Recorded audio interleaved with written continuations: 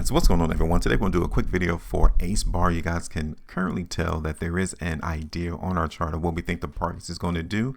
And from out the gate, the market has gone against this price prediction. But the last 2 days kind of gives us a clue as to, well, we could have been early to this particular move of seeing HBAR going lower. So welcome everyone to the channel as we break this down. If you guys appreciate the things that I say, things that I show you, things that you may not have thought of before, then make sure you guys hit that like, share, and subscribe for more of my videos and content. So now, first thing we're going to do is extend this prediction because it looks as if it's going to take time for price to make a decision if it's going to continue to go up or down. Now, one thing that you probably can tell already right off the bat from the last 2 days of trading for HBAR is the fact that price got rejected right here on this trend line. See, we've already plotted that trend line here in the market for HBAR, and price has been obeying this trend line ever since the high of May 12th. Price hasn't been above that trend line at all.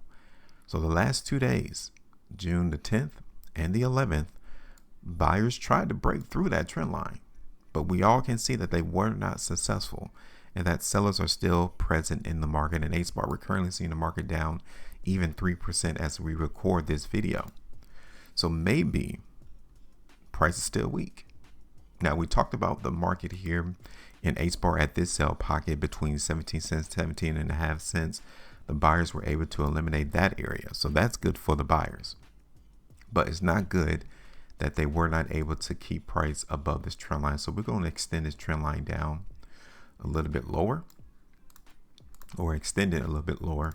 And we're going to take a look at the market on a couple of different time frames to see if we're still sitting on the right side of the market. So the last 2 day price bar for HBAR, you guys can see it looks pretty weak. Okay, so nothing too drastic to tell us, hey, we might need to switch teams and move away from the sellers and join the team of the buyers. That 2 day price bar does not give that indication. Here it is on the 3. Same thing here on the 3. The last printed 3 day price bar, we saw price close off of the highs. It closed a little bit lower than mid bar, which tells us that sellers were present. So nothing here to insinuate we might need to change our analysis. Here it is on the 4. Now currently this is weak, but we still have a day and 14 hours before the bar print, so anything can go. But currently that's weak. Again, nothing here for us to say, hey, we might need to move forward and jump ship from the sellers and join the buyers here, even here on the 5. Okay, now the last 5 day bar, this one is bullish. Okay, so I'm really keeping a keen eye on what this current 5 day bar does once it prints, because if it prints the way that it looks now, then yeah, I think the market's going to come down and test one of these 2 buy pockets down there at the bottom towards 15 cents, 16 cents. But we got to give the market opportunity and time. There's still 2 days and 14 hours left. But as of right now, it still shows that those sellers are the ones that's moving the price. Weekly time frame, same story. Rather than me being a broken record, in the next 3 days, 14 hours, if this bar looks the way that it looks now, then yeah, our analysis still stands. We're going to look for the market to continue to go down. Now, one of the things we're going to add here is this sell area right here. Okay, this is the point to where buyers lost control. They could not allow the market sellers to move out the way. So we're going to create this as a sell pocket, which gives us even more confirmation that we're still sitting on the right side of the trade. Now, one thing I would say is be careful, or at least we need to be careful as price in HBAR tries to come down to this buy pocket. Okay, we might get another bounce, and if it bounces and we get a breakout through that trend line, then yeah, we might need to execute and jump ship from the sellers to joining in with the buyers. All right, so I'm definitely going to pay attention to see how price reacts in this area. That's what we want to see.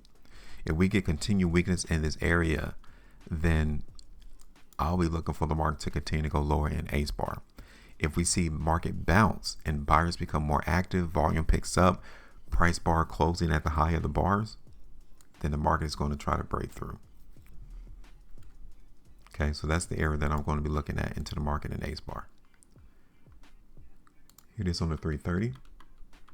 Okay, so you guys can pretty much see here on the 330 that HBAR still looks weak. It looks like these areas right here could be a launch point for the buyers on the short term. So again, like I said earlier, pay attention to these points to see whether or not these buyers are going to be able to prop up the market in HBAR. These two areas would be the area that I'll be looking at. All right, but overall, I'm not going to change anything on our prediction.